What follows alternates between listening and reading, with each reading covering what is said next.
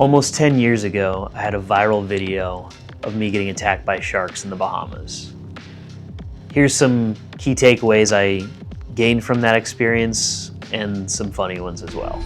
So about 10 years ago, I uploaded a video that went viral on YouTube, well, at least viral for me. And it was a shark attack in the Bahamas. I was snorkeling around with some friends and we were spearfishing. The day before, I had a spear on me, we were catching all these fish, it was great, we didn't see any sharks.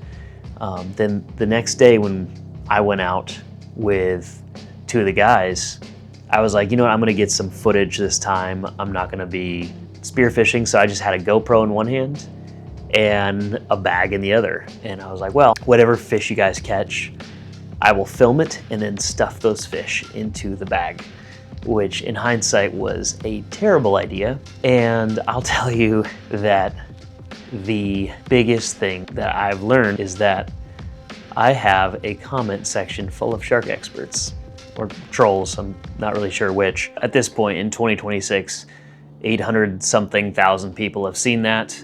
And there's been a lot of comments on wondering, what am I doing? What was going on in this video? Some are saying it wasn't a shark attack, all that stuff. So I'm just gonna address some of these comments. Some of them are hilarious and I wanted to address them because they legitimately like made me laugh. And then some of you had like genuine questions where you're like, what were you thinking? Like, why would you lift your head out of the water when the shark is swimming at you? So let's get into it. I'm gonna read some of my favorite comments. Okay, sorry, I'm trying to find some good ones here. Finchster88 said, sharks bearing down on me. I know, let me put my head above the water. Darwin's Award nomination. I can understand why people would think I stuck my head above the water in this video. I was actually holding the GoPro. It wasn't mounted to my head, so I was holding the GoPro. And when the shark came up on me to grab the bag of fish, my instinct was to go like this and try to get away from it. I think most people, you know, can relate to trying to get away from something that's trying to eat you. And so yeah, it looks like I actually stuck my head above the water. I did not. I was locked eyes with that shark and panicking. Let's see some of these other ones. Black Sun commented, you got attacked in the bananas. I think they're trying to make a funny joke about it being the Bahamas. Not really sure what that one means. Javier Correa PR 9977 commented, so it went from laughter at 8 seconds to God help at 44 seconds. Now you're a believer. Well, yes, you're not wrong about that, Javier. We were laughing because for about 3 hours up to that, these sharks were circling us and they never even got close. And we would just kind of poke our spears at them and they would just scurry off and it wasn't a big deal. It wasn't until we were about 300 yards offshore and heading back in that they started getting really gutsy and coming after us. Grow Like the Wind 5788 commented, he didn't want you, he wanted and got your bag of fish. These sharks were smart and got what they were looking for. Furthermore, they recognize you as non-threatening tourists due to your obviously rented fins and gear. Well, these were definitely not rented fins and gear. We would do body surfing and stuff, so we had fins from body surfing and playing in the waves and stuff. And yeah, we're not professional spear fishermen or free divers, but we were just using what we had on us and having a good time. Up until then anyways. Binsta86. Rumor has it he's still swimming away from the shark. I'm not lying. So unfortunately, in my panic, after I dropped the bag of fish, and the sharks were basically the shark that was going after the bag of fish was right up on top of me, and in that panic, I somehow clicked the stop recording button. I could kill myself for that because things kind of got worse after that. That first shark, he took the bag of fish, was kind of up on me, and I pushed him off right after the footage cut out. I figured, okay, they got what they wanted. There's no more reason to attack me. But that first shark that swam off to the left, he swam after me and probably because he saw the other shark get the bag of fish, and he swam after me and tried biting my calves. Luckily, I was able to pick up my fins like a cartoon, pick up my knees out of the water, and he bounced off my shins and swam away. So, after that though, it was kind of wild. It was like watching a Discovery Channel like shark thing, because literally their eyes were rolling back in their head and they were just in a feeding frenzy. It was wild to watch. But it was a long, spooky swim back to shore. That extra 300 yards, we were just watching our backs the whole time, and I don't think it fully set in until we got on the shore, because we were standing on the beach, and that's when kind of the stress releases. Your fight or flight is done activating, and you're kind of just sitting there going, okay, I just survived that, and that was a sketchy situation, and how can I learn from this and not do something like that again? Let's see what other comments we got in here. SPX3455 said, 2 visible mistakes. Splashing around, causing the shark to look at you as prey. That's true. And second, wearing yellow fins attracts sharks to taste them. Yeah, I didn't know any of this before I went diving, and then after this incident, I started kind of looking into, shark behavior and what attracts sharks, and I was doing all the wrong things, wearing all the wrong gear. So that's on me, lesson learned. Luckily, I came out with it with both my legs still intact. G Simon 123, nature documentaries. So in essence, sharks are misunderstood, are generally peaceful creatures, and are more afraid of you than you are of them. Literally my entire YouTube recommended. Yeah, it's funny how all these shark experts on the Discovery Channel always say, oh, they're misunderstood, but then you look at this anecdotal evidence all over YouTube and the internet of people just getting mauled by these things. And then I think my favorite comment on here, and this one has over 800 likes. Endless Didgeridoo said, please at least try to keep the camera still while you are filming being mauled.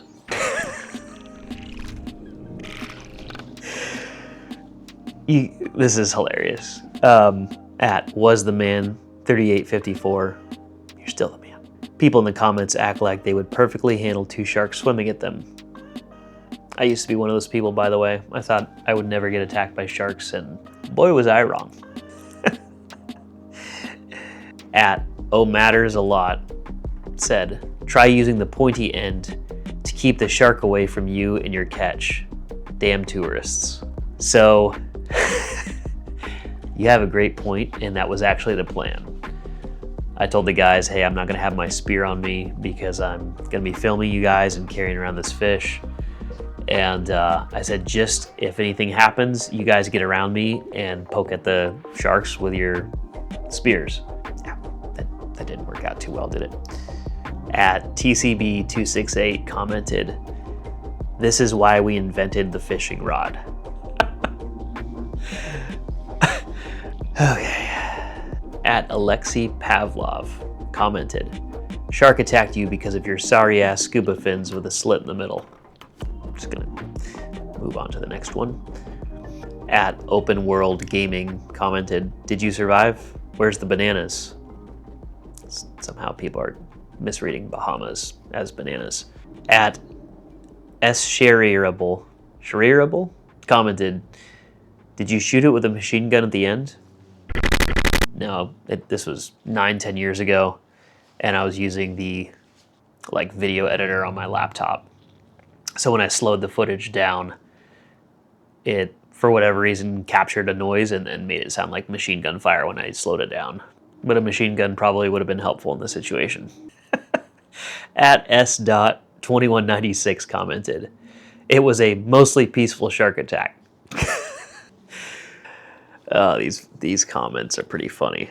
At itconsultas9126 commented, it looks like a very fake video. Really, dude? All right, well. So one thing that I did want to point out in this video is this was filmed in Great Inagua in the Bahamas. I'm actually in the Coast Guard. I'm in my last couple years of military service in the Coast Guard, but I was on a deployment and we had some free time on our hands and we were in Great Inagua. And so we just thought, like, hey, let's go spearfishing. And yeah, there's a huge shark population there. It's a great area to spearfish. I'm sure anyone who's been in the Bahamas or spearfished in this area can attest to that. But it's full of sharks. And what we noticed, and what I've read in other people's comments and experiences, blogs on the internet, is that the sharks in the Bahamas are almost trained when they hear the sound of a spear going off and hitting the reef or hitting a fish. They are trained to come to that like it's a dinner bell. So they hear that sound, they're swimming to you. And we noticed that immediately. There was at one point about 4 sharks around us, most of them pretty small, like 3-4 feet. Yeah, it wasn't until about 3 hours of swimming around that those two, they're about 7 or 8 foot sharks, came up to us and wanted our meal. So I think someone even pointed out the fact of ringing the dinner bell in one of the comments here. Yeah, right here. Bahama Scott Outdoors commented, "You lived and learned, but let me point out the obvious. We have an amazingly large shark population in the Bahamas. Spearing fish, you're bound to attract them, but to carry a catch bag is only ringing the dinner bell. Spear one, put it in the boat, and if the water gets sharky, move locations." Yeah, 378 comments on that for a good reason, because that's what I've observed more experienced people doing since this incident. And yeah, I think when I go back, and if I go back to spearfish, that's 100% what I'm gonna do.